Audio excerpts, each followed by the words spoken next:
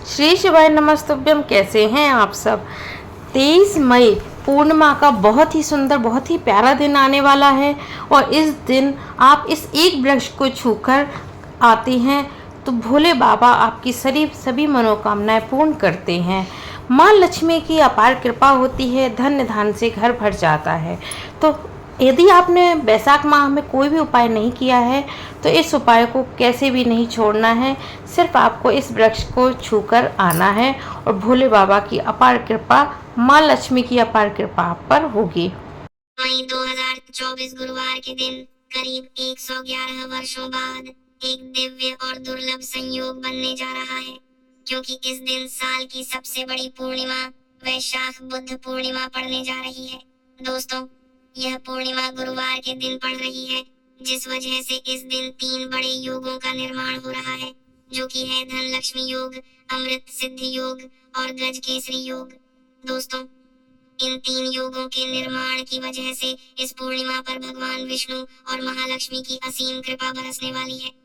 और अगर इस दिन आप चुपचाप किसी को बिना बताए इस वृक्ष को मात्र छूकर आ जाते हैं तो आपकी सभी समस्याओं का हल संपूर्ण रूप से हल हो जाएगा।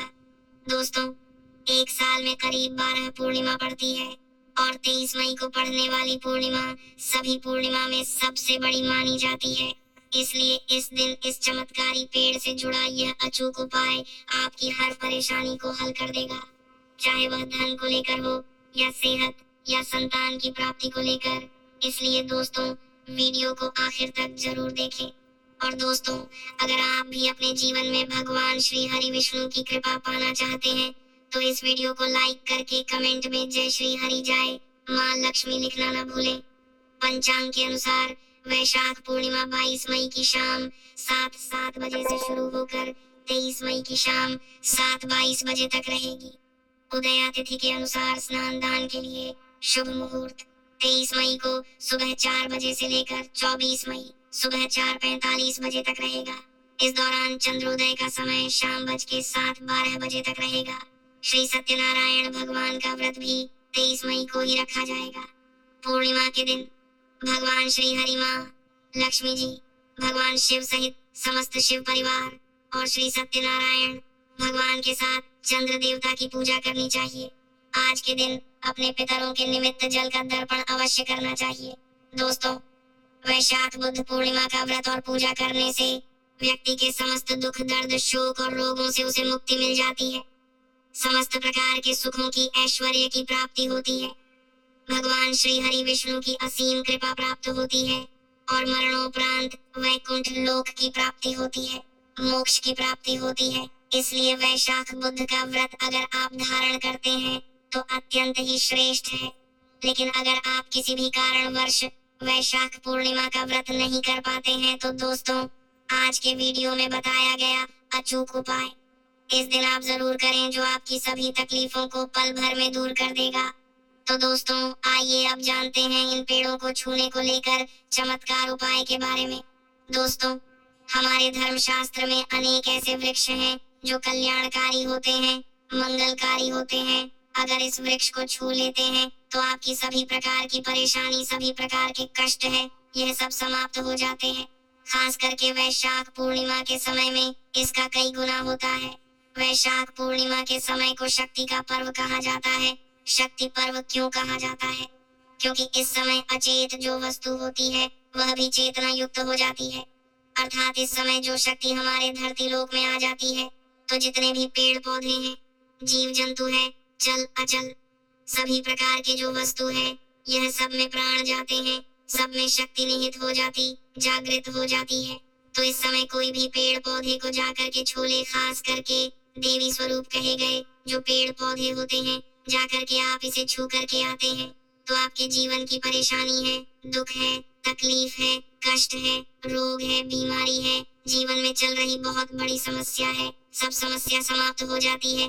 काल सर्प दोष, मंगल दोष, शनि दोष तत्काल अपना असर दिखाती है और सब दोष खत्म हो जाते हैं।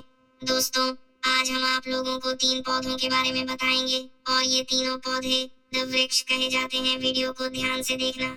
अगर आज की वीडियो मिस कर दी तो फिर सारी जिंदगी आपको पछताना पड़ेगा, क्योंकि वैशाख पूर्णिमा ही एक ऐसा पर्व होता है, एक ऐसा समय होता है जिसमें आपको लंबी पूजा पाठ करने की जरूरत नहीं पड़ती।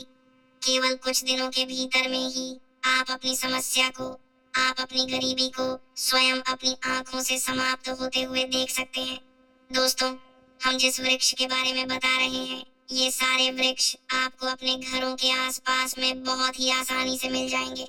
एक खास बात आप सभी को बताना चाहेंगे कि वैशाख पूर्णिमा के समय में जितना ज्यादा हो सके देव वृक्ष की पूजा जरूर करना चाहिए। दोस्तों, देव वृक्ष में कई प्रकार के वृक्ष होते हैं। चलिए आप लोगों को बताते हैं कौन से वृक्ष को छूने से हमारी गरीबी मिटती है। पहला जो वृक्ष है, बेल का वृक्ष। जो बेल का वृक्ष है, यह वृक्ष माता पार्वती के पसीने से उत्पन्न हुआ है। स्कंद पुराण के अनुसार जो माता पार्वती हैं, यह देवी स्वरूप कही गई है, अर्थात नव दुर्गा के स्वरूप कही गई है। तो स्कंद पुराण की कथा में कहा गया है, जो बेल का वृक्ष है, यह माता पार्वती के पसीने से उत्पन्न हुआ है। इसकी ढाली में पार्वती जी, जड़ में ब्रह्म, तने में विष्णु एवं समस्त जो हिस्से हैं उसमें भगवान शंकर जी बसते हैं। उससे पहले माता लक्ष्मी।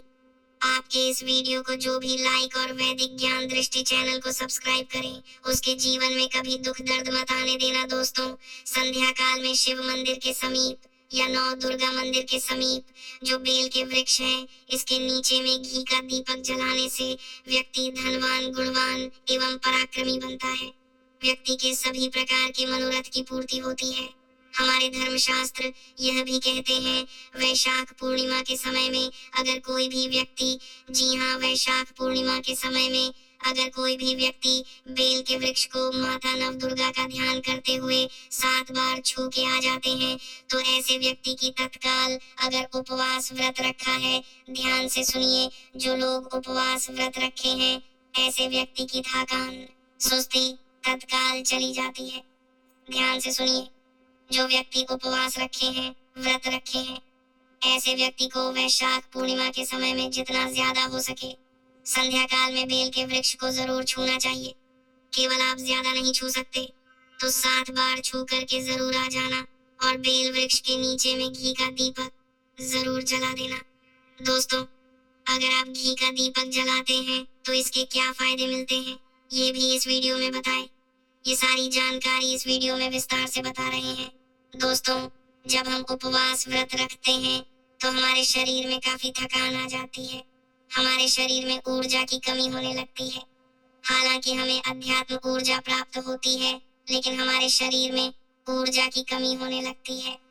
भोजन न करने के कारण हमारे शरीर में ऊर्जा की कमी होती है और इस ऊर्जा को बरकरार रखने के लिए, इस ऊर्जा को प्राप्त करने के लिए हमें बेल वृक्ष को छूना चाहिए। दोस्तों, अनेक संत महात्माओं ने बेल वृक्ष के पत्ते को खा करके तपस्या की है एवं कई प्रकार की सिद्धियां हासिल की हैं। धर्मशास्त्र कहते हैं, अगर वैशाख पूर्णिमा के समय में बेल के पत्ते खाए जाएं, तो जो व्यक्ति लंबे समय से जो मंत्र के जाप कर रहे हैं, सिद्ध प्राप्त नहीं हो पा रही है, फिर कुछ आप ऐसी सिद्धि को प्राप्त कर सकते हैं जो सिद्ध आपको बेल के पत्ते खाने से प्राप्त होती है। इसके नीचे घी का दीपक जलाने से हमें सिद्ध की प्राप्ति होती है। सिद्ध का मतलब होता है कार्य में सफलता। तो जो लंबे समय से आपके कार्य नहीं हो पा रहे हैं, उस कार्य में वैशाख पूर्णिमा के समय में जितने भी दिन हो सके, आप जो है, जब भी आपको समय मिले तो शाम के समय में घी का दीपक जरूर जलाएं देना। और अगर कोई भी व्यक्ति वैशाख बुद्ध पूर्णिमा के समय में, ध्यान से सुनिए, अगर कोई भी व्यक्ति वैशाख बुद्ध पूर्णिमा के समय में अगर बेल वृक्ष की जड़ DTH में दूध चढ़ाते हैं, वह सभी प्रकार की व्याधि दूर होती है। अगर सिंदूर युक्त गंगा जल चढ़ाते हैं तो व्यक्ति की गरीबी मिटती है। अगर तेल चढ़ाते हैं बेल वृक्ष की जड़ में तो सौभाग्य की प्राप्ति होती है। और अगर बेल के तीनों पत्तों में, दोस्तों, जो त्रिदेव भी कही गई है, जैसे कि महाकाली, महालक्ष्मी, महासरस्वती, तो अगर बेल के जो 3 पत्ते हैं, महालक्ष्मी, महाकाली, महासरस्वती के स्वरूप कहे गए हैं, तो बेल के अगर तीनों पत्तों में दूसरे पत्ते में हरिओम सिंदूर से लिख करके चढ़ाना होता है, सिंदूर से लिख करके चढ़ाया जाए तो तत्काल उसी समय मनोकामना की पूर्ति होती है, कार्य में सफलता मिलती है। कोई लंबे समय से आपकी मनोकामना हो, आप चाहते हैं वह मनोकामना पूर्ण हो जाए तो यह उपाय अवश्य करिएगा। दोस्तों, इसकी जद में अगर तांबे की कोई भी रंग होती है, जिसे हम एक प्रकार के तांबे की जो धातु है यह मंगल से जुड़ी हुई होती है, तो अगर वैशाख बुध पूर्णिमा के समय में इसकी जद में तांबे की जो रिंग होती है, अंगूठी होती है, अगर आप 4 अंगुल खंड करके दबा करके आ जाते हैं, वैशाख बुध पूर्णिमा भर इसे वे रहने देना है।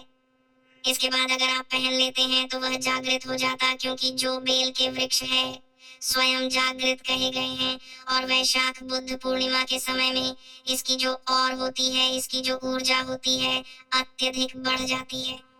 फिर अगर आप इस प्रकार की अंगूठी को पहनते हैं तो कभी भी आपको रक्त संबंधी समस्या नहीं आती, श्रेणी का दोष नहीं सताता, राहु की पीड़ा नहीं सताती, और 9 दुर्गा की कृपा से सदैव आप सुरक्षित रहते हैं। ऐसे व्यक्ति की कभी भी अकाल मृत्यु नहीं होती।